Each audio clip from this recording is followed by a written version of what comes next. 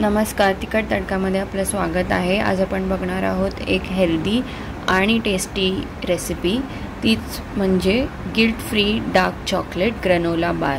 त्यासाठी लागणारं साहित्य आहे 1/4 कप बदाम, 1/4 कप काजू, 1/4 कप पिस्ता, 1 कप खजूर, 1/2 cup cranberry, 2 spoons flax seeds म्हणजेच अळीव, 1/4 cup oats, 1/4 cup pumpkin seeds म्हणजेच भोपळ्याच्या बिया। आता आपण प्रत्येक इन्ग्रेडियंट लाईट रोस्ट करणार आहोत।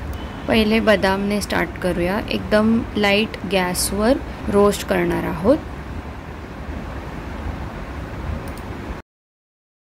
आजकाल सगळे एक्सरसाइज नंतर किंवा जिम गेल्यानंतर काही ना काही एनर्जी सोर्स बघत असतात, जिम नंतर किंवा जिम आधी। बदाम काढून घेतल्यावर आपण काजू रोस्ट करणार आहोत। तसंच आपण बाहेरून घेतल्यापेक्षा आपण हे घरी बनवू शकतो आणि पद्धत एकदम सोपी आहे, कोणीही बनवू शकतो। जसे आपण स्मूदीज बनवतो किंवा जसे आपण लाडू बनवते तसेच हे बार्स आहेत। पिस्ता,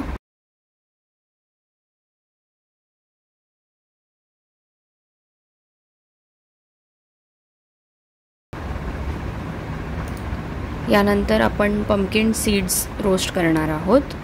एकदम लाईट रोस्ट करायचं आहे।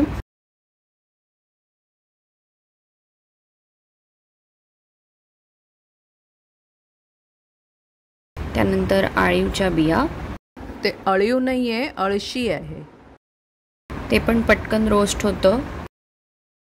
त्यानंतर रोल्ड ओट्स, ह्याच्यामध्ये ड्रायफ्रूट्स असल्यामुळे ह्याचे हेल्थ बेनिफिट्स पण खूप जास्त आहेत। आपल्याला वेगवेगळे ड्रायफ्रूट्स खायची गरज नाही आहे, कारण एकाच बारमध्ये सगळे जे न्यूट्रिएंट्स गरजेचे आहेत ते आपल्याला मिळतात।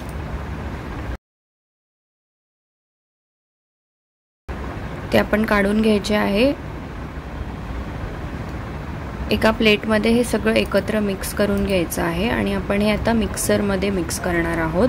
ह्याचं टेक्स्चर एकदम कोर्स ठेवायचं आहे, म्हणजे खरबरीत असलं पाहिजे।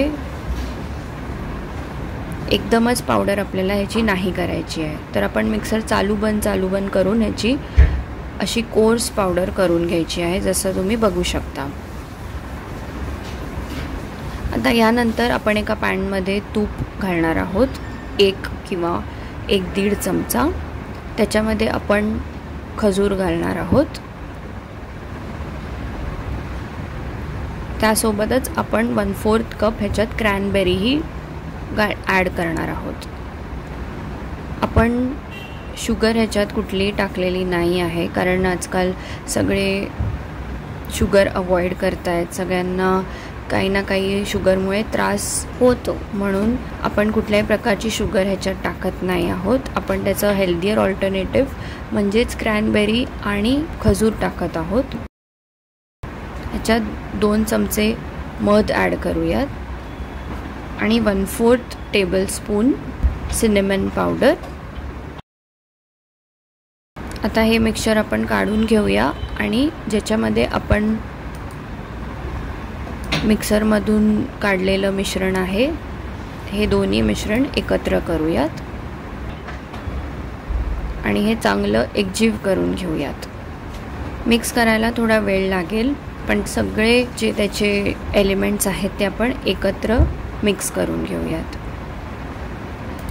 नंतर आपण घेऊया एक ट्रे, त्याच्यामध्ये आपण बटर पेपर टाकून घेऊयात आणि हे मिश्रण चांगलं त्याच्यात सेट करून घेऊयात। सेट करण्यासाठी तुम्ही स्पॅच्युलाही वापरू शकता किंवा एक वाटी घेऊन ते पूर्ण सेट करून घेऊ शकता।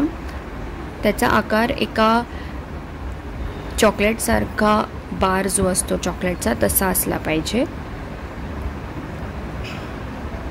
आपण वाटीने ते चांगलं प्रेस करून घेणार आहोत आणि एकदा की प्रेस झालं, जिथे कुठे गॅप दिसता कामा नये, म्हणजे ते पटकन तो बार तुटणार नाही म्हणून।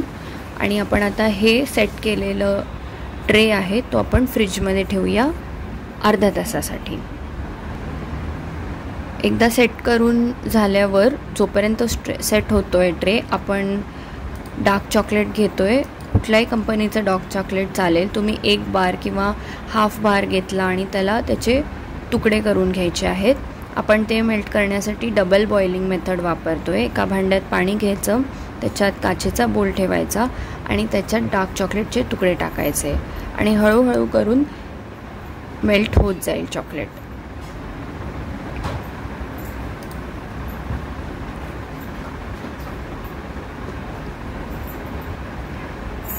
मेल्ट झाल्यावर आपल्याला जास्त वेळ हे चॉकलेट तसंच ठेवायचं नाही आहे. आपण अर्धा तासानंतर ट्रे बाहेर काढूया आणि चॉकलेट त्याच्यावर नीट स्प्रेड करून घेऊयात.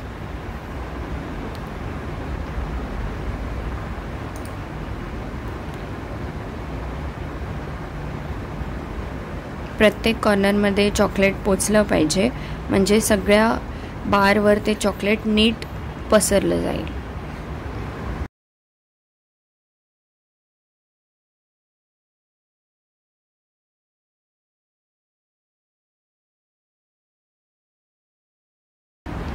आता आपण हे परत सेट करायला ठेवणार आहोत फ्रीजमध्ये साधारण अर्धा तास.